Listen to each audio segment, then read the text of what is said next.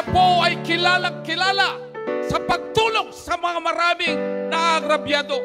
Senator Ben Tulfo! Karamihan ng mga tricycle driver sa iba't ibang probinsya, sa iba't ibang, kahit sa Metro Manila, lumalapit sa amin. Kaya alam kong problema nyo.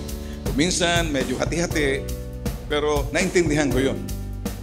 Pero dahil naintindihan namin, kung naintindihan mong problema, dapat may kaakibat ka na solusyon. May action kami dyan. Meron kang tatakbuhan. Iba. 3 kami na mga Tulfo. Nag-iisa ang bitag. Pag nakita nyo, ilalabang ka, di ka iiwan. Hindi yan slogan. Yan ay talagang binigkas namin dahil ginawa na namin. Mga boss, opo'y masaya, nakita ko na kayo at nandito, tinanggap nyo ako at makilala po kayo para sabihin lang po sa inyo na meron po kayong takbuhan. Makikinig ako, marunong kaming umunawa at maawa, kami sa bitag. Higit sa lahat, uma-action kami at yung tamang solusyon. Kapag may tinatago ka na hindi tama, abusado ka, mapagsamantala ka, nakikita ko ang katotohanan sa ating lipunan. Kaya laging nakasalamin. Walang diferensya sa mata.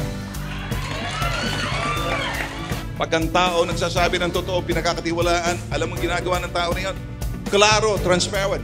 Pag sinabing gobyerno natin, magkabila, kaliwat, kanan, harap at likuran, itaas at ibaba. Umikot ka kahit saan. Parang pag-ikot ng mundo. Isang bagay lang.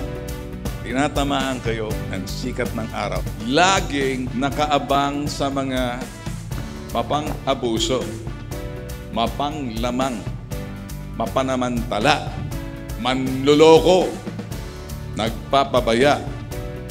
Si bitag. Dire-diretso. Pag ako nakaupo, ipagdasal na mga dorobo, halangan bituka, manloloko, abusado, siraulo, sama-sama lahat yan. Hindi ako magbabago pagdating sa Senado.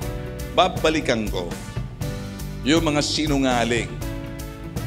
Haharapin ko harap-harapan yung mga nag-aakusa na hindi totoo. Mas gusto kong tumahimik lamang. Isentro yung aking atensyon sa inyo. Kapag medyo matindi na ang labanan at hindi mo kaya, ibalato nyo sa amin, nakalagay dyan, ilalabang ka, di kayo iwan.